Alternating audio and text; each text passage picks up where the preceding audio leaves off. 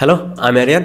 বাংলায় আরও একটা গ্যাংস্টার বেসড কাজ হতে যাচ্ছে। তবে এই গ্যাংস্টার ফিল্ম নিয়ে যে রিউমার্সগুলো শোনা যাচ্ছে, স্টোরি সম্পর্কে বা এটার যে মেইন প্লট, এটা সম্পর্কে যতটুকু জানা যাচ্ছে সেটা মাথায় রেখে বললে অনেক বড় একটা প্রজেক্ট হতে যাচ্ছে। সিনেমাটার নাম হতে পারে ঢাকা সাগা, এবং এই সিনেমার যে গল্পটা হবে এটা 80-র দশক থেকে শুরু করে 24 পর্যন্ত গ্যাংস্টারদের উত্থান এবং পতন। সো এরকম একটা কাজ স্ক্রিনে যদি আপনি প্রপার ভাবে দেখাতে চান, এটার জন্য কিন্তু মিনিমাম একটা বাজেট দরকার, সেই সাথে টেকনিক্যাল সাপোর্ট। আমাদের এখানে রিসেন্ট যে গ্যাংস্টার বেসড কাজ হয়েছে তুফান, এটা তো পুরোপুরি একটা গ্যাংস্টার জনরার ফিল্ম। তুফানে শাকিব খানকে আমরা একজন 90 দশকের গ্যাংস্টার হিসেবে দেখেছি। তো আমাদের ইন্ডাস্ট্রিতে এই টাইপের এই জনরার ফিল্ম এজন্যই হয় না, যদি বিশেষ করে সেটা হয় কোনো 80-র দশকের গল্প, যদি হয় সেটা কোনো 90 দশকের গল্প, সেই সময়কালটা যদি তারা স্ক্রিনে দেখাতে চায়, এটার জন্য তাদেরকে যেতে হয় বাইরের দেশে, কারণ একটাই টেকনিক্যাল সাপোর্ট। যাক, ঢাকা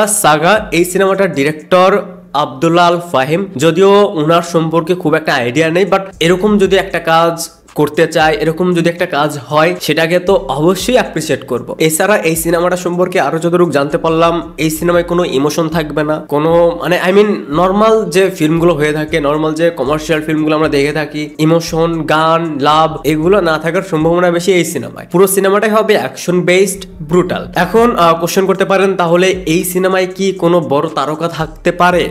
যেহেতু 80-র দশক থেকে 24 পর্যন্ত গ্যাংস্টারদের উত্থান এবং পতন দেখানো হবে, সো এর মাঝে কি কোনো বড় তারকা থাকবে, বড় কোনো স্টার, সুপারস্টার? সেই সম্পর্কে এখন পর্যন্ত কোনো ধারণা পাওয়া যায়নি। তবে যে রিউমার্সটা শোনা যাচ্ছে, বাপ্পি চৌধুরীকে দেখা যেতে পারে এই সিনেমাতে, এবং বাপ্পি চৌধুরীর স্ক্রিন টাইম থাকতে পারে 20 থেকে 25 মিনিট, এবং বাপ্পি চৌধুরীকে হয়তোবা প্রেজেন্টের একজন গ্যাংস্টার চরিত্রে দেখা যেতে পারে, এবং এই যে 20 থেকে 25 মিনিট দেখা যাবে তাকে, সেটা হতে পারে একটা ওয়ান টেক শট যেখানে থাকবে অ্যাকশন। যদিও এটা রিউমার্স, বাট এই রিউমার্সটা নিয়ে বেশ আলোচনা হচ্ছে, আর আমার কাছে এটা বেশ ইন্টারেস্টিং মনে হলো। দেখেন, বাপ্পি চৌধুরীকে নিয়ে খুব একটা আলোচনা হয় না, তার রিজন তার প্রিভিয়াস কাজ, বা রিসেন্ট টাইমেও তার কোনো কাজ নিয়ে খুব একটা আলোচনা নেই, অ্যানাউন্স নেই। পরবর্তীতে তার কোন সিনেমাটা রিলিজ হবে সেটা নিয়েও কিন্তু অডিয়েন্সের আগ্রহ নেই, বা তার পক্ষ থেকেও কিন্তু কোনো অফিসিয়াল অ্যানাউন্স নেই। সো সেইখান থেকে যদি এরকম একটা কাজ হয়, এরকম একটা গ্যাংস্টার ফিল্মে যদি বাপ্পি চৌধুরীকে এভাবে প্রেজেন্ট করা যায়, আই থিঙ্ক খারাপ হবে না। আমি বলবো যে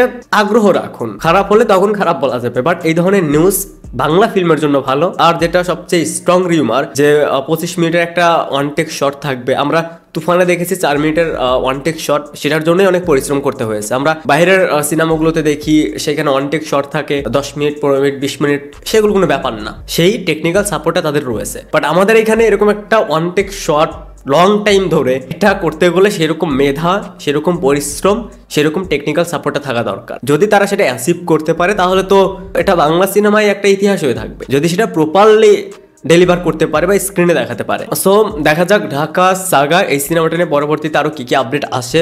যদি এরকম কিছু একটা হয়, যদি এরকম পরিকল্পনা করে থাকে মেকার্সরা, তাহলে আমি বলবো ইটস এ ইউনিক আইডিয়া। এবং আরো যেটা শোনা যাচ্ছে, সিনেমাটা হতে পারে 3 ঘন্টার ভিতর হয়তো কয়েকটা গ্যাংস্টারকে দেখাবে প্রত্যেকটা টাইম লাইন থেকে। এটার জন্য আগ্রহটা বেড়ে যাচ্ছে, কোন টাইম লাইনে কাকে দেখায়, কিভাবে প্রেজেন্ট করে, বা এবং এই প্রেজেন্টে এসে বড় কোনো তারকা বা বাপ্পি চৌধুরী, দেখা যাক কে থাকে এই সিনেমায়। তো এই ছিল ওভারঅল বিষয়টা নিয়ে আমার ওপিনিয়ন।